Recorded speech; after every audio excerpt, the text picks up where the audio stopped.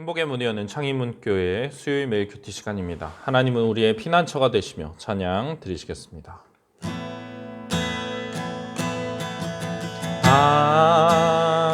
하나님은 우리의 피난처가 되시며 환난 중에 우리의 힘과 도움이시라.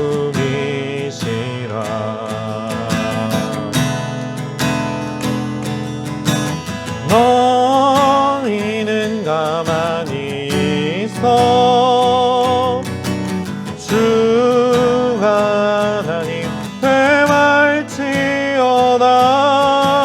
열방과 세계 가운데 주가 높임을 받으리라.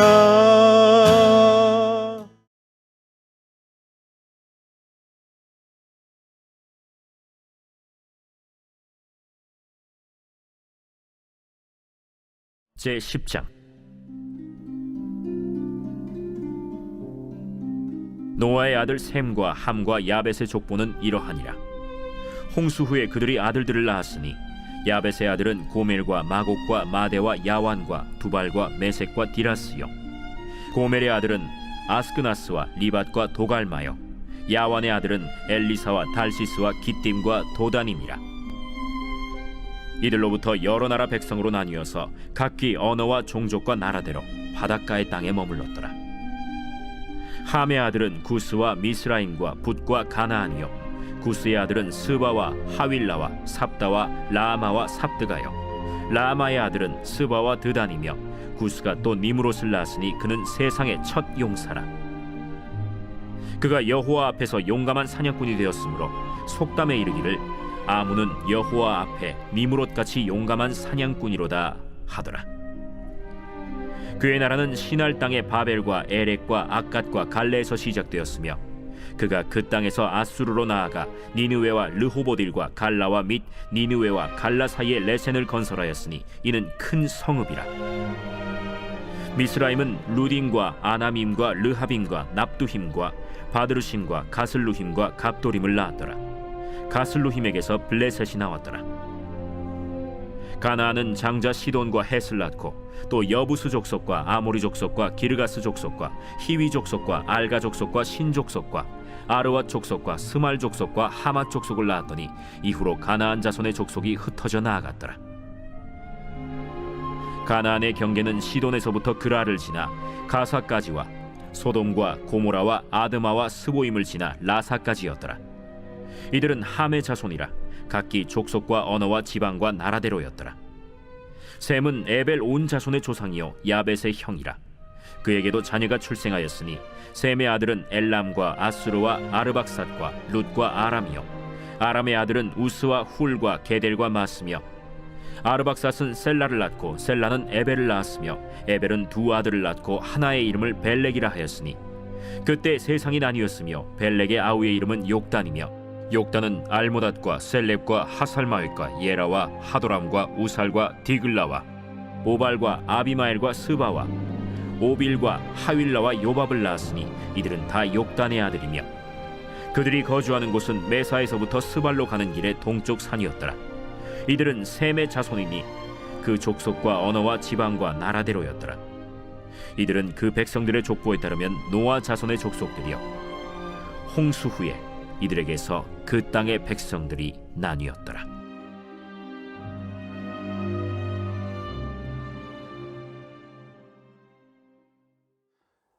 창세기 10장은 노아의 세 아들의 족보를 통해서 홍수 이후에 사람들이 어떻게 번성하였고 온 땅에 나뉘어 거주하게 되었는지를 보여주고 있습니다. 홍수 이후에 노아는 더 이상 자식을 낳지 않고 세 아들들이 자녀를 낳게 됩니다. 10장에 기록된 노아의 세 아들의 후손들의 이름은 모두 70명이며 이는 완전수입니다. 하나님께서 복을 주셔서 그들이 번성하였음을 보여주는 듯 합니다. 제일 먼저 야벳의 후손들이 등장합니다. 이 야벳의 후손들은 매우 간략하게 넘어가게 됩니다. 왜냐하면 이 족보의 주요 관심사가 아니기 때문입니다.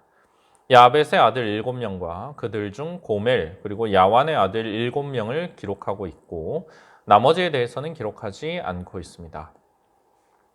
고멜과 마곡, 메색과 두발은 에스겔에서 미래 이스라엘을 공격할 북방의 강한 군대로 묘사됩니다.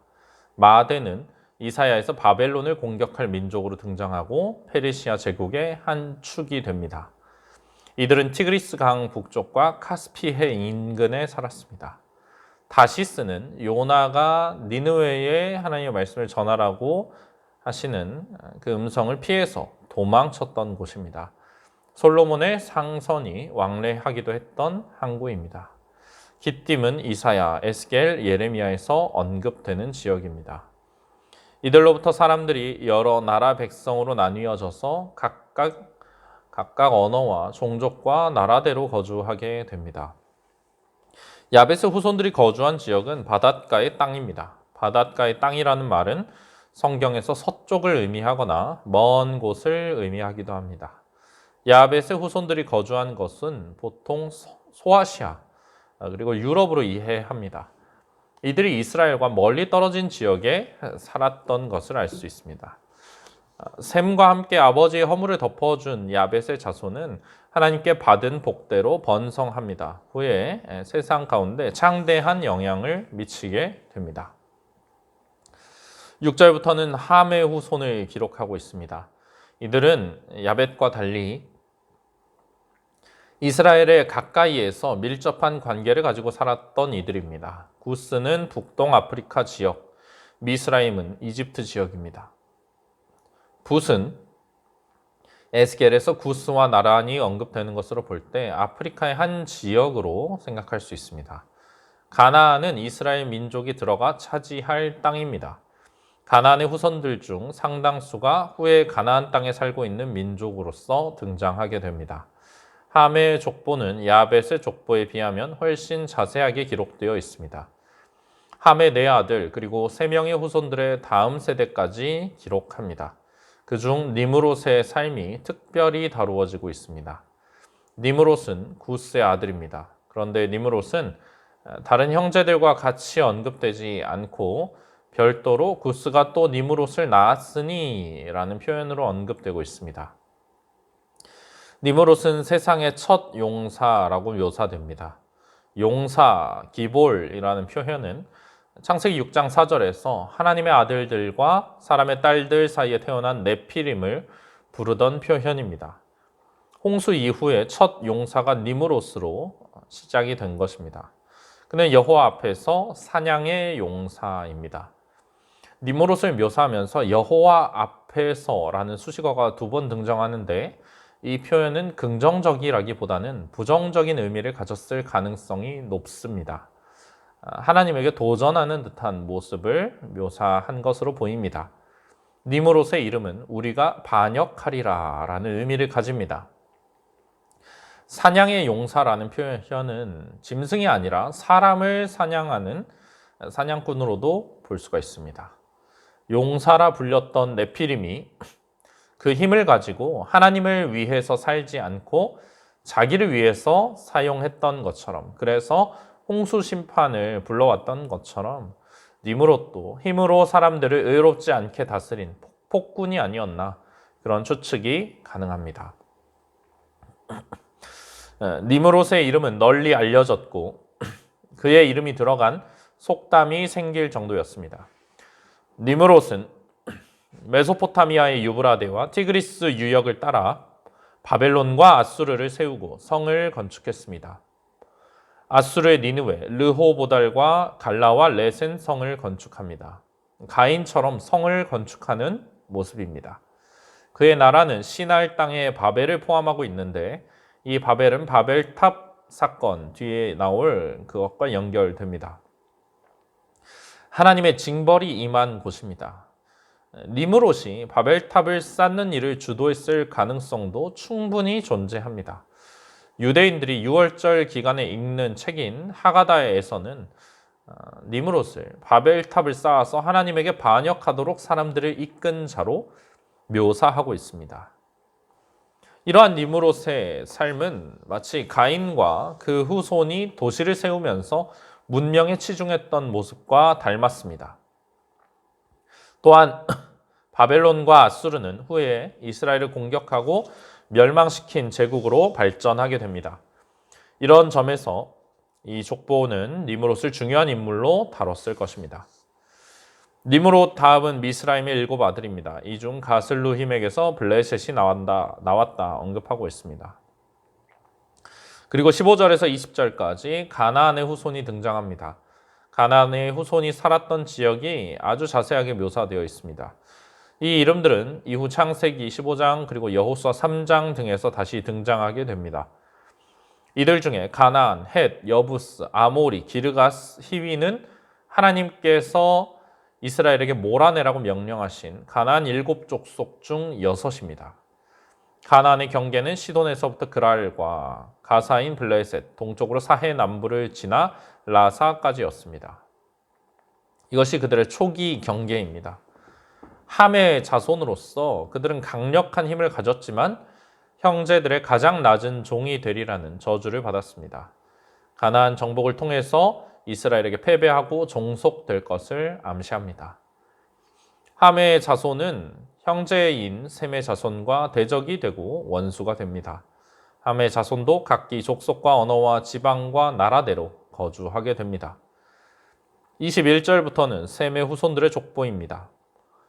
야벳의 후손은 2세대까지 기록이 됐고 함의 후손은 3세대까지 기록이 됐는데 셈의 후손은 6세대가 기록되어 있습니다. 셈의 후손이야말로 이 10장의 족보가 관심을 가지고 있는 대상입니다. 성경에서는 자주 중요한 계보가 나중에 등장하곤 하는데 여기서도 그렇습니다. 셈은 에벨 온 자손의 조상이요 야벳의 형이라고 소개되는데 함과의 관계는 언급이 되지 않고 있습니다. 이것은 분명히 노아의 축복과 저주를 염두에 둔 것이고 셈 자손 중 에벨의 자손이 특별히 노아의 축복과 연관되어서 소개되고 있다는 것을 보여줍니다. 셈의 아들은 5으로 엘람, 아수르, 아르박삿, 룻, 아람입니다. 에벨은 아르박삿이 낳은 셀라의 아들로 셈의 증손입니다. 에벨은 2 아들을 낳았는데 첫째의 이름은 벨렉이라고 하였습니다. 이유는 그때 세상이 나뉘었기 때문입니다. 세상이 나뉘었다는 것은 바벨탑 사건을 말하는 것으로 보입니다. 벨렉의 족보는 여기가 아니라 창세기 11장에서 등장하며 아브라함에게 주시는 하나님의 약속으로 이어지게 됩니다. 여기 10장에서는 그의 아우 욕단의 족보만 등장합니다. 욕단은 그 자식이 13명이나 됩니다. 이 족보 중에서 가장 많은 자식을 낳은 자입니다.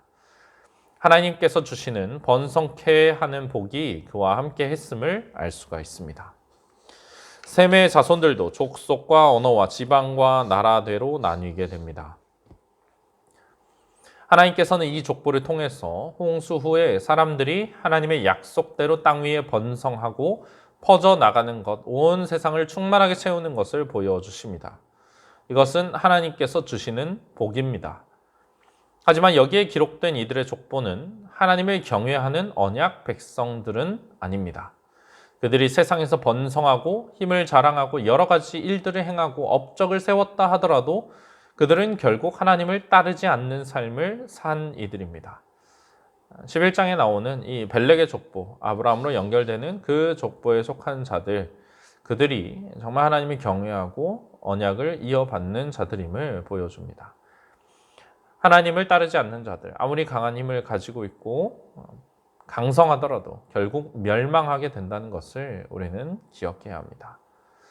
하나님께서 주시는 그 언약을 붙잡고 그 하나님의 뜻대로 살아가는 자들이 복을 누리게 됩니다.